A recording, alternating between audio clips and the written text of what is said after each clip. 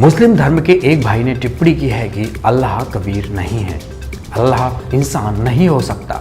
इसका जवाब देने के लिए हमारे साथ हैं डॉक्टर शहजाद खान। नमस्कार शहजाद जी। नमस्कार जी। डॉक्टर शहजाद जी, आपसे मेरा पहला सवाल यह है, क्या मुसलमान पाक कुरान के ज्ञान को नहीं समझे हैं? क्या इस बात को आप प्रूव कर सकते हैं?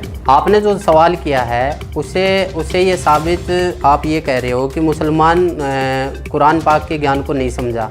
जी जनाब, अगर मुसलमान भाई कुरान पाक के ज्ञान को समझ पाते तो कुरान पाक को बोलने वाला खुदा अर्थात जिसने कुरान पाक की आयतों को हज़रत मोहम्मद सल्लल्लाहु अलैहि वसल्लम पर नाजिल की है जिब्राइल अलैहिस्सलाम फरिश्ते के द्वारा, वो सूरह फुरकान 25 आयत 52 से 59 में यह नहीं कहता कि फ़ला तूतियल काफिरन जाहिदुम बिही जहादन कबीरन, कि वह खुदा जिसने पानी के एक बूंद से आदमी औरत को उत्पन्न किया, फिर साहिब नस्ल किसी का दामाद, किसी की बेटी, किसी की बहू बनाकर इस जहान में उतारी, जिस खुदा ने आसमान और ज़मीन जो कुछ इसके दरमियान है सबको 6 दिन में बनाया और 7वें दिन तख्त पर जा विराजा, उस खुदा के बारे में किसी बाखबर अर्थात इल्म वाले से पूछकर देखो। यदि मुसलमान भाई कुरान पाक की आयतों को समझ जाते या कुरान पाक को बोलने वाला खुदा खुद समर्थ होता या पूरे जहान का मालिक होता तो वो किसी को भी यह बताता नहीं कि मैं खुदा हूँ या मैं समर्थ हूँ, क्योंकि समर्थता की पहचान अपने आप ही पता चल जाती है।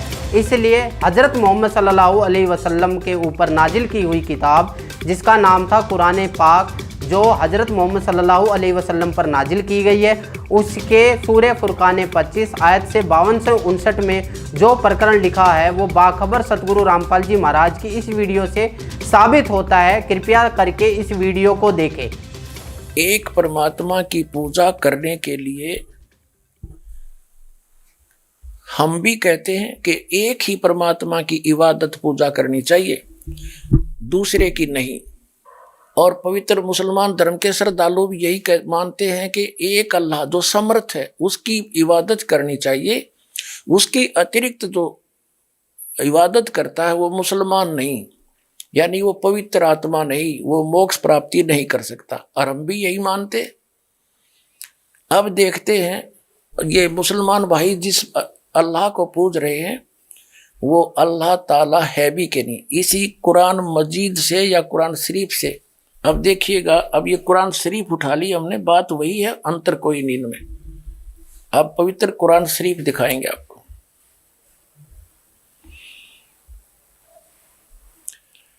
ये है मुतरजम बरहिसी, ये है शास्त्रीय अरबी पद्धति पर नागरी लिपि में, रूपांतरकार हैं नंद कुमार अवस्थी। शेरवाणी संस्करण ये कहाँ से प्राप्त होती है? इसमें क्या लिखा है कि यह वह इलामी किताब है जिसमें कोई संदेह की गुंजाइश नहीं। इसमें जो लिखा फाइनल है, इसमें कोई ऑब्जेक्शन नहीं। शास्त्रीय अरबी पद्धति पर नागरी लिपि में ये कहाँ से छपी है? प्रकाशक हैं लखनऊ किताब घर, मौसम बाग, सीतापुर रोड, लखनऊ से।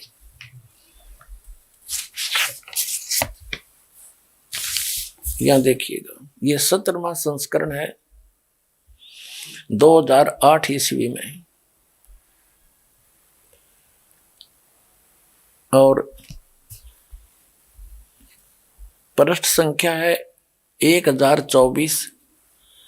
मुद्रक हैं gospel press Lucknow, gospel.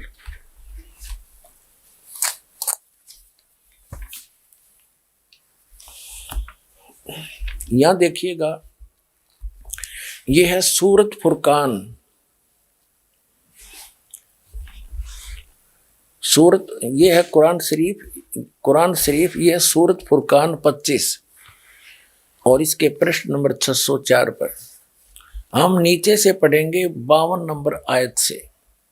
Furqan का जो अर्थ देखा शब्दकोश के अंदर, उसमें लिखा है कि मानदंड, ब्रैकेट में लिखा है झूठ और सच के बीच में, यानी सत्य और झूठ को जांचने का यानी निष्कर्ष निकालने का एक पैमाना है यह फुरकान। तो इस पूरी कुरान शरीफ की पूरे कुरान शरीफ का ये निष्कर्ष है, ये मानदंड है, यानी पैमाना है सच्चाई और झूठ, सत्य और असत्य का निर्णय करने के लिए।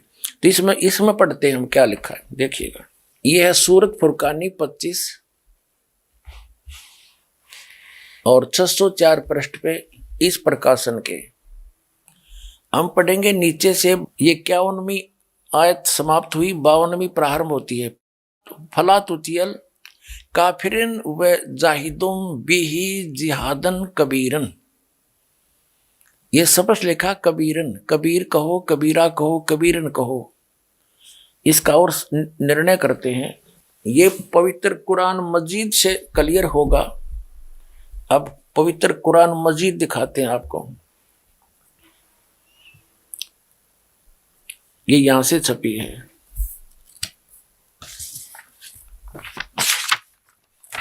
ये भी पहले भी दिखाई थी आपको, ये वही है। ये यहां से इसका पूरी जानकारी है, कहां से छपी है, कौन इसका अनुवाद करता है। और अब इसके हम आते हैं, ये वही सूरत फुरकान 25 और कुरान मजीद 576 पृष्ठ पे इस प्रकाशन के हम यहीं आते हैं नीचे। ये है 51वीं आयत समाप्त हुई। इसमें पंक्ति भी नहीं बदली है, अक्षर भी सिर्फ लिखने मंत्र थोड़ा किया। फला तुतियल काफिरन न जाहिदुम बिही जिहादन कबीरा। कबीर कहो, कबीरा कहो, कबीरन कहो, खबीरा कहो, खबीरन कहो। तो इसमें स्पष्ट है ये कबीरा, और इसका यहां अनुवाद किया है इसके साथ में। ये 52वीं आयत का अनुवाद चला है। तो तुम काफरों का कहा ना मानो, उनसे इस कुरान के हुक्म के मुताबिक बड़े जोर से लड़ो। अब उन कबीर का अर्थ बड़ा कर दिया। अब हम फिर कुरान शरीफ को लेते हैं। ये पवित्र कुरान शरीफ है, यहां से देखिएगा। उसमें से हमने ये निर्णय करना था कबीर और कबीरा और कबीरन। ये कुरान शरीफ फिर ले ली हमने, सूरत फुरकानी 25 और 604 पृष्ठ पे हम आगे ये नीचे आएंगे। ये 52 नंबर आयत है, 51 यहाँ समाप्त हुआ, 52 प्रारंभ हुआ। फला तुतियल काफिरिन व जिहादुम बिही जिहादन कबीरन। इसका अनुवाद बिल्कुल सामने किया है। ये अनुवाद करता भी मुसलमान भाई है कोई।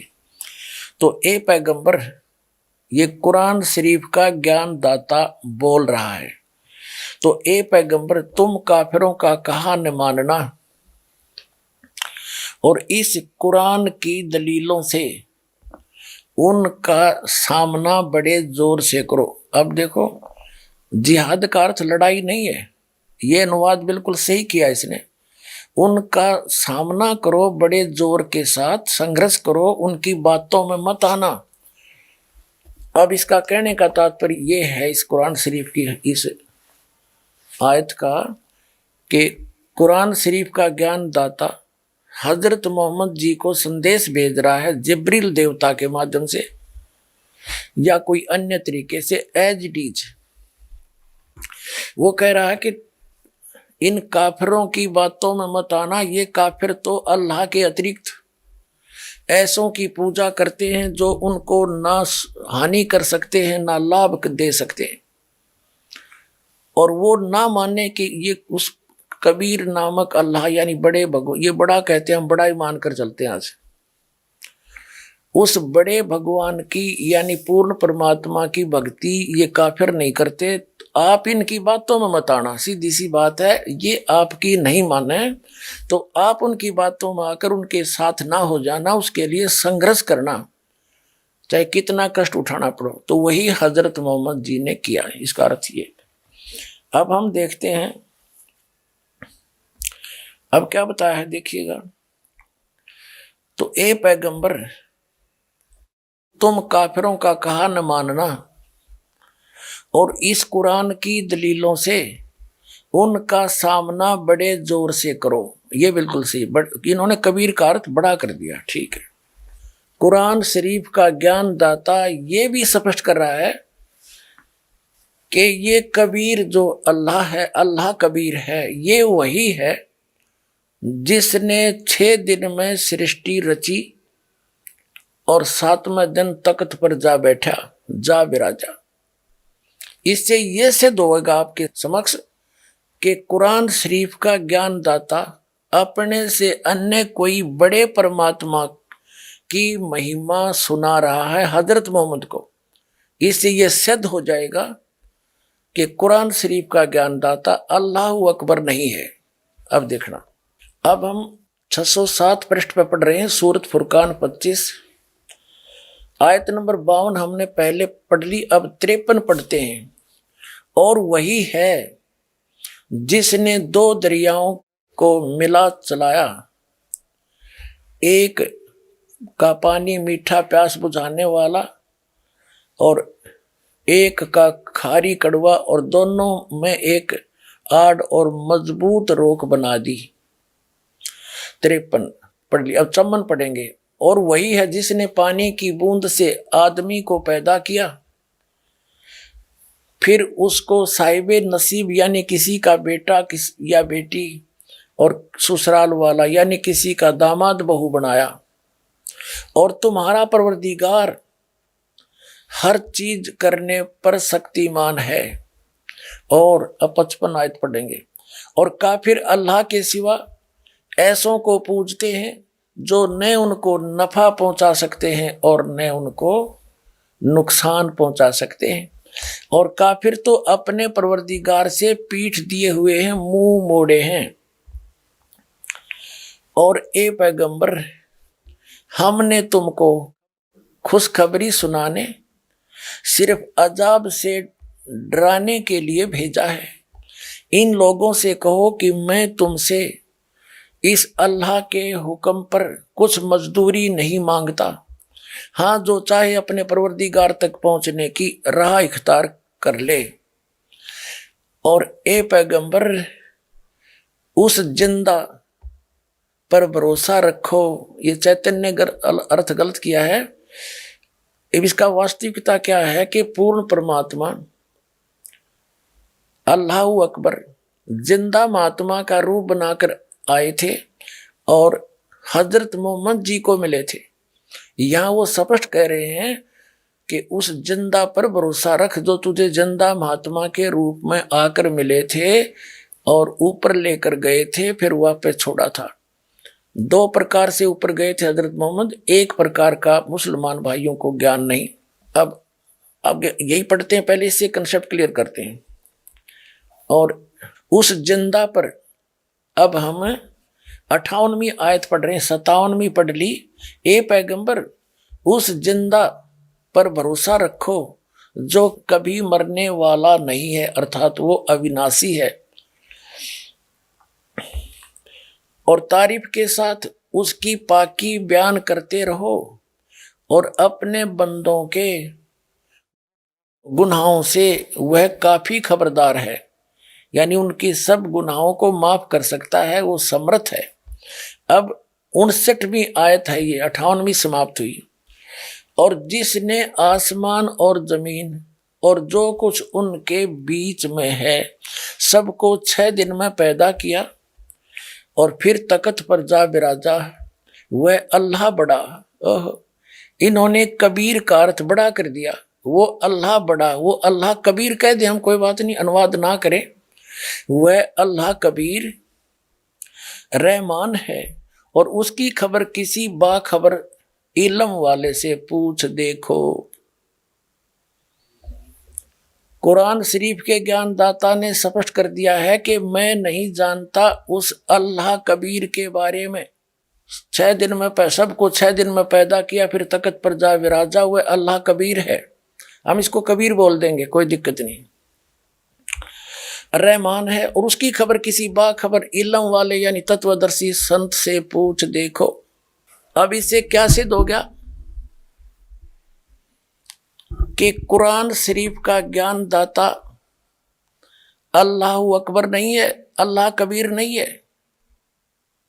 वो तो अल्लाह कबीर की जानकारी भी नहीं रखता कंप्लीट।